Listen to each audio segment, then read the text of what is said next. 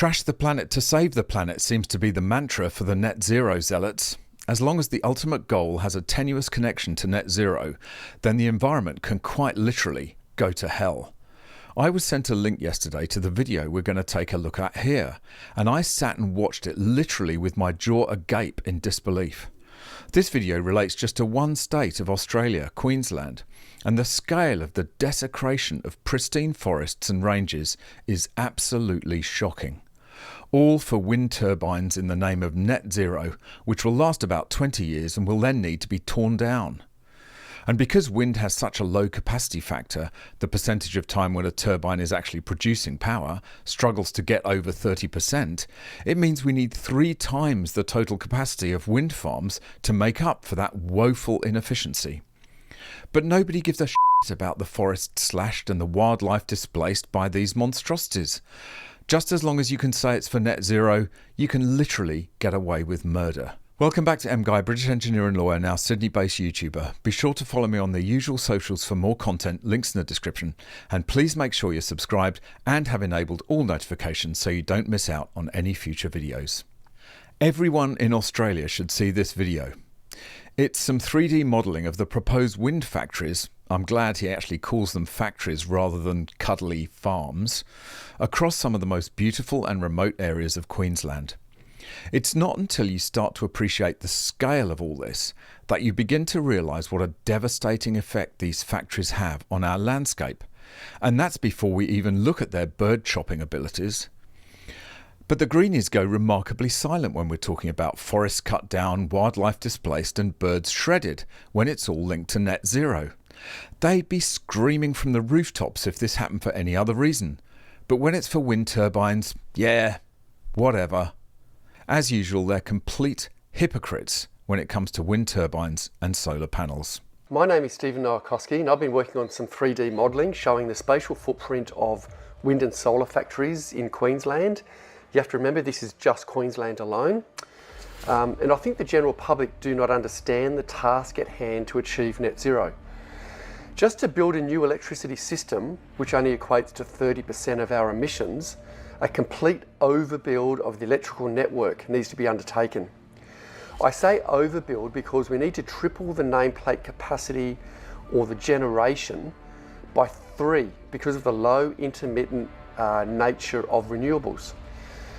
The problem in Queensland is that we do not have the wind along the coast where the electricity is being consumed. So therefore developers need to scale the heights of the coastal ranges and the Great Dividing Range to get elevation to tap into any of those wind resources that are available. And it is these areas that have escaped industrialisation, urbanisation and agriculture due to their rugged terrain and inaccessible topography. These places are now under attack. And I'll show through this modelling the scale of this. Yes, we're looking at over 3,000 wind turbines along the Great Dividing Range of Queensland. This number will need to be tripled by 3, say 9,000 turbines to keep the lights on. Over 4,000 kilometres of new haulage roads and over 100,000 hectares of remnant forests to be impacted upon with this rollout. Moving into the Bungaban near Taroom in central Queensland. We only found out about this wind farm about 3 weeks ago and then it went straight to Plebiscite 2 weeks ago. So we've had no capacity to comment. Wambo wind farm, the Cooper's Gap is operational. Tuan wind factory on the Sunshine Coast. Most residents would not know about this one. It's massive in scale. That was the first wind factory where the state government overturned legislation to build wind factories inside state forests, which is a bad precedence. Moving into Stony Creek, this is a shocker on a really beautiful mountain range, remnant forests, should not be going ahead. Moving into Specimen Hill, this was approved by Plebiscite or the federal government 2 years ago. This should not have been approved. Beautiful, beautiful range of mountains. Collide, that is a magnificent chunk of range country. There should not be turbines going into that country. That's Upper Calliope, 2,700 hectares of solar. Mount Hopeful was just recently approved by Plebiscite. Yellow-belly gliders, northern quolls, a magnificent range of mountains that should not be fragmented and blasted out. Moonlight Range, a beautiful range of mountains again. Here we see Moonlight Range. I've been there, magnificent. Should be a national park.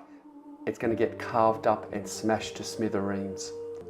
In that northern section there, of concern vegetation, wonderful vegetation, again to be fragmented. My best experience with greater gliders, we're in this part of the wind factory area.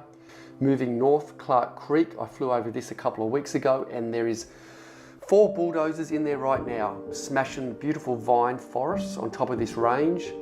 The most wonderful patches of forest left west of Rockhampton, harbouring the full suite of biodiversity and no sediment control, no erosion control, roads being pushed through.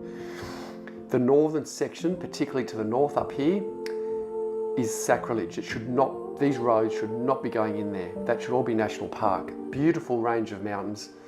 This is country on top of the Seaview Range, the most magnificent country you'll ever see. Again, worthy of national park, earmarked to be smashed.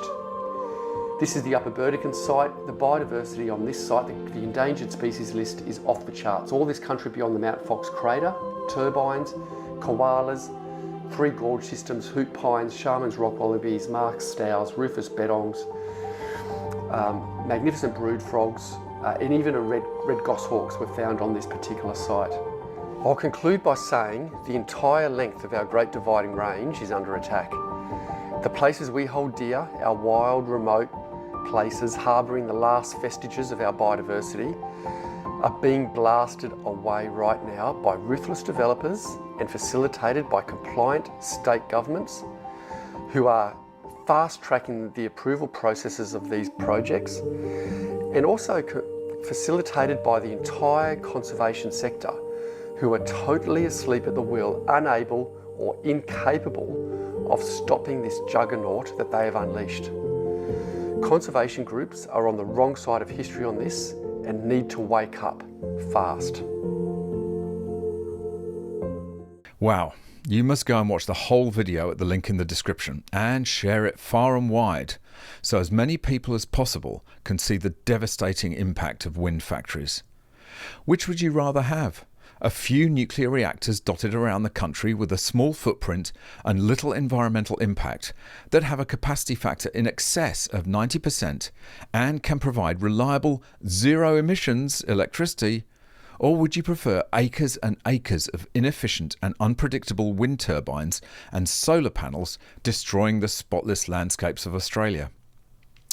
It seems that our present government would rather sacrifice Australia's environment than do the right thing and embrace nuclear power. Albo, Bowen and Plibersek are guilty of one of the most shameful plunders of our beautiful country in history.